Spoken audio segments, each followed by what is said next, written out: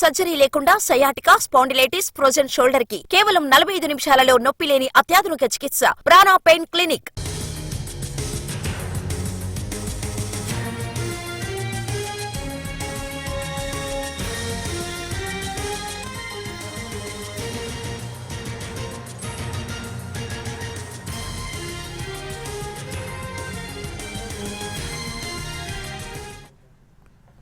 పల్నాడు జిల్లా నరసరావుపేటలో వరవకట్ట ప్రాంతం అడ్డాగా గంజాయి విక్రయాలు జోరుగా సాగుతున్నాయి.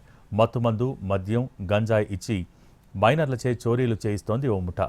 మైనర్లతో గంజాయి అమ్మకాలు చేస్తున్న కేటుగాళ్లపై చర్యలు తీసుకోవాలని స్థానికులు డిమాండ్ చేస్తున్నారు.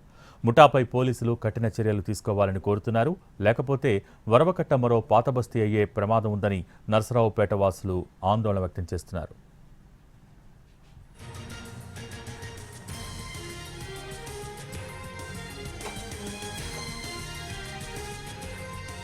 పల్నాడు జిల్లా నరసరావుపేటలో వరవకట్ట ప్రాంతం అడ్డాగా గంజాయి విక్రయాలు జోరుగా సాగుతున్నాయి. మత్తుమందు, మద్యం, గంజాయి ఇచ్చి మైనర్లచే చోరీలు చేయిస్తోంది ఓ ముఠా.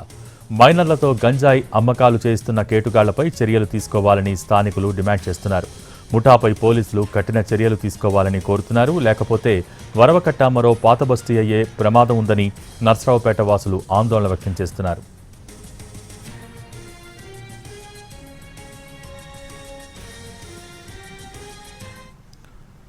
పల్నాడు జిల్లా నరసరావుపేటలో వరవకట్ట ప్రాంతం అడ్డాగా గంజాయి విక్రయాలు జోరుగా సాగుతున్నాయి. దీనికి సంబంధించి పూర్తి సమాచారం మా ప్రతినిధి కృష్ణ టెలిఫోన్ లైన్ ద్వారా అందిస్తారు. కృష్ణ.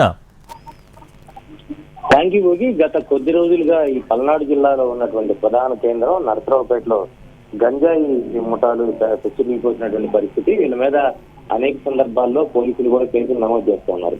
అయితే ఈ గంజాయి విక్రయించే ముఠాలు కూడా ఒకరి మీద ఒకళ్ళు ఆధిపత్య కోరు, ఒకరి మీద ఒకళ్ళు తప్పుడు సమాచారం ఇచ్చుకోవటం, కేసులు కూడా ఈ పెట్టుకోవటం లాంటివి ఘటన జరుగుతున్నాయి. అదేవిధంగా గంజాయికి సంబంధించి సరఫరా చేసే విషయంలో కూడా ఒకరి మీద ఒకళ్ళు ఆరోపణ చేస్తున్న సందర్భంలో దీని మొత్తానికి కేంద్రం ఏంటంటే నరసరావుపేటలో ఉన్నటువంటి వరవకట్ట అనేటువంటి ప్రాంతాన్ని అడ్డాగా చేసుకొని చాలా మంది రౌడీ షీటర్లు ఇక్కడ ఈ గంజాయి వ్యవహారాలు మొత్తం కూడా చేస్తున్నట్టు తెలుస్తోంది. దీని మీద నిన్న కూడా పెద్ద ఎత్తున దుమారం జరిగింది. ఇక్కడ అంటే బలవంతంగా తమతో గంజాయి అమ్మిస్తున్నారు, గంజాయి తాగించి దొంగతనాలు కూడా చేయిస్తున్నటువంటి ప్రచారాలు కూడా జరిగాయి.